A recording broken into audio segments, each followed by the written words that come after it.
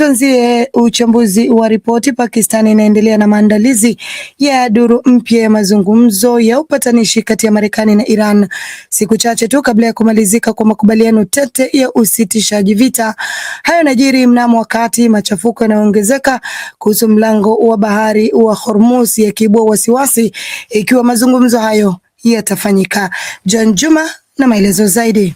Huku mvutano ukizidi kuongezeka na makubaliano ya usitishaji vita yakitarajiwa kumalizika katikati ya wiki hii, katika muda wa saa 24 zilizopita, Pakistan imezidisha juhudi zake za kidiplomasia kwa Marekani na kwa Iran. Kulingana na maafisa wawili wa Pakistan wanaohusika na juhudi hizo, lakini waliozungumza kwa masharti ya kutotajwa majina, duru nyingine ya mazungumzo ya Marekani na Iran yamepangwa kufanyika kesho Jumanne. Hata hivyo, kuna wingu la wasiwasi ikiwa Iran itashiriki. Akijibu swali la mwandishi habari, msemaji wa Wizara ya Mambo ya Nje wa Iran, Ismail Baqai, amethibitisha kuwa hawajaweka mpango wowote hadi sasa wa kushiriki mazungumzo hayo. Kufikia sasa ninapoongea na wewe, hatuna mpango wote kwa duru inayofuata ya mazungumzo.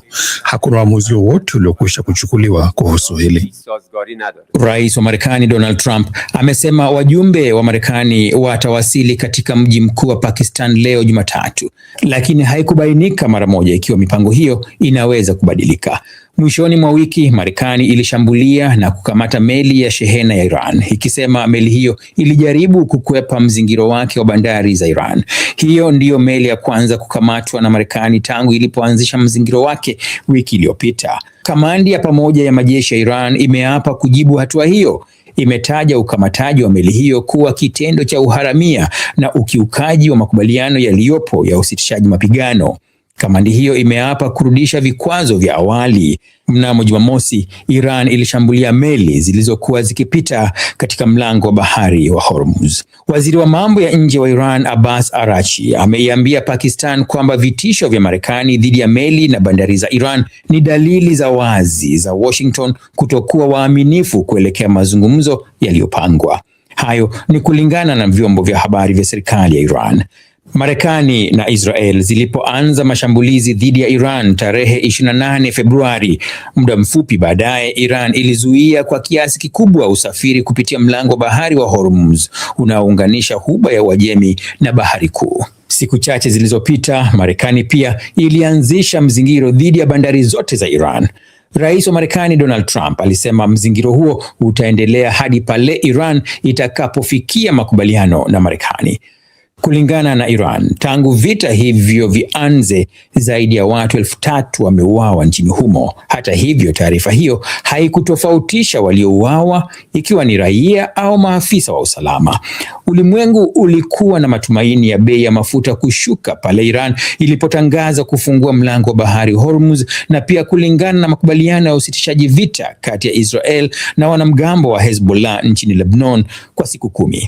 Lakini baada ya machafuko kuripotiwa katika mlango wa bahari Hormuz, bei ya mafuta imepanda tena.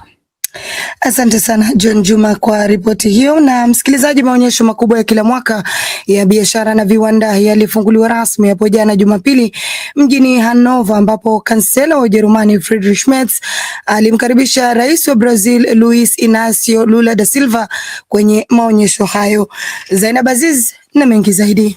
Kabla ya kwenda kwenye maonyesho hayo makubwa yanayofanyika hapa Ujerumani kila mwaka katika mji huo wa Hanover, Kansela Merz alimpokea Rais Lula katika jumba la kifalme la Herrenhausen kwa heshima za kijeshi, na kisha viongozi hao wawili walifanya mkutano wa faragha uliofuatiwa na dhifa ya chakula cha jioni iliyohudhuriwa pia na wawakilishi wa biashara. Kwenye ufunguzi wa maonyesho hayo jana Jumapili, Kansela wa Ujerumani Friedrich Merz alitumia fursa hiyo kusisitiza umuhimu wa masoko ya wazi na ushirikiano wa kimataifa. Merz alisema nchi nyingi zinapendelea biashara huria na ushirikiano wa kimataifa kuliko kutengana. Kiongozi huyo wa Ujerumani pia alizungumzia makubaliano ya biashara kati ya Umoja wa Ulaya na kambi ya biashara ya Amerika Kusini iliyoanzishwa mwaka 1991, Mercosur, ili kukuza ujumuishaji wa kiuchumi, usafirishaji huru wa bidhaa na sera za biashara za pamoja. Tunapaswa kukubali utofauti kwa njia ya ushirikiano badala ya kutengana, kupambana sisi kwa sisi. Hiyo ndiyo njia tunayofuata sisi. Mkataba wa Mercosur utazifanya nchi zote zilizomo kwenye mkataba huo kuwa na uchumi imara zaidi, huru zaidi na uliothabiti zaidi. Kambi hiyo inazijumuisha nchi za Argentina, Brazil, Paraguay na Uruguay zinazounga mkono utaratibu wa kiuchumi wa kimataifa unaozingatia sheria na ushuru mdogo na ushirikiano ulio imara. Rais wa Brazil alipohutubia aliikosoa Marekani kuhusu vita vya nchini Iran. Lula aliwaambia waliokuwepo kwenye ufunguzi huo wa maonyesho ya biashara ya Hanover kwamba dunia inashuhudia wakati mgumu katika siasa za kikanda. Lula alimkosoa rais wa Marekani Donald Trump na pia wanachama wote watano wa kudumu wa Baraza la Usalama la Umoja wa Mataifa, akiwakumbusha kuwa chombo hicho kiliundwa ili kulinda amani na kuzuia kujirudia kwa vita vya pili vya dunia. Leo hii dunia inakabiliwa kiwango cha juu sana cha migogoro katika historia tangu kumalizika vita vya pili vya dunia. Lazima tuwaulize marais Trump, Putin, Xi Jinping, Macron na waziri mkuu wa Uingereza Keir Starmer, je, madhumuni ya Baraza la Usalama la Umoja wa Mataifa ni nini? Kwa nini hamkutani na kwa nini hamzui vita hivi? Ama kuhusu swala la nishati, Rais Lula ameelezea kuwa nchi yake ambayo ni mshirika wa karibu wa Umoja wa Ulaya inaweza kuusaidia umoja huo kupunguza gharama za nishati na kupunguza hewa ya ukaa kwenye viwanda. Tukisonga mbele, serikali ya Jamhuri ya Kidemokrasia ya Kongo na waasi wa M23 wamekubaliana hatua kadhaa za kibinadamu na kuachilia huru wafungwa katika kipindi cha siku 10 zijazo. Hayo yamefikiwa baada ya mazungumzo yaliyofanyika nchini Uswisi, huku pande zote mbili zikiahidi kujiepusha na hatua zozote zitakazokwamisha misaada ya kiutu katika maeneo yaliyoathiriwa na mapigano. Zaidi anasimulia Bakari Ubena.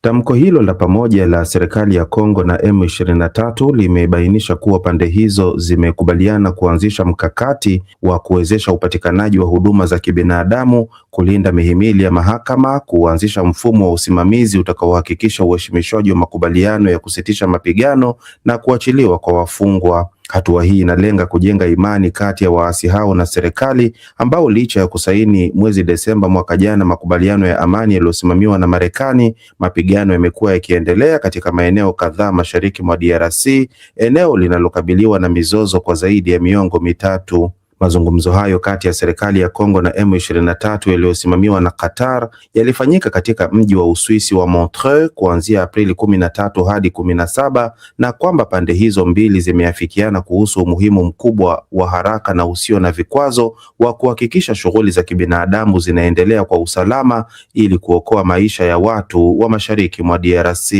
Makubaliano hayo mapya yatatekelezwa kwa kuzingatia sheria ya kimataifa ya wakimbizi na haki za binadamu, na kwamba pande zote zitajiepusha na hatua yoyote ambayo itaathiri usambazaji wa misaada ya kibinadamu kwenye maeneo yaliyoathiriwa na mzozo, huku wakikubaliana pia kuhakikisha ulinzi wa raia wakati wa mizozo. Kufuatia kuzorota kwa hali ya usalama mashariki mwa Kongo, mjumbe maalum wa katibu mkuu wa Umoja wa Mataifa katika eneo la Maziwa Makuu, Huang Xia, alitahadharisha wiki iliyopita kuhusu uwezekano wa kuzuka kwa vita vya kikanda.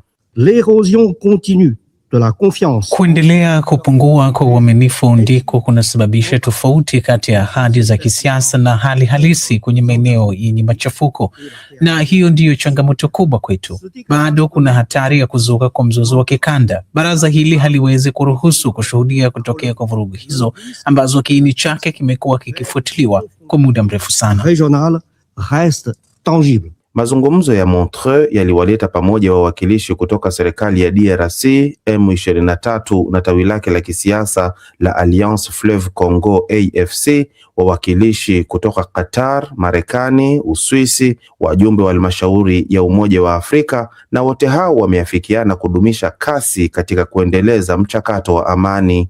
DRC na M23 wamekubaliana pia kujiepusha na shambulio lolote litakalosababisha uharibifu wa miundombinu muhimu ya kiraia kama ile ya nishati, shule, hospitali na huduma za mawasiliano, kutoharibu mazao, mifugo, chakula na maji ya kunywa, huku wakiahidi kuwalinda wafanyakazi wa mashirika ya kibinadamu, kurahisisha misafara ya misaada na kuzuia misaada hiyo kuporwa. Asante Bakari Ubena.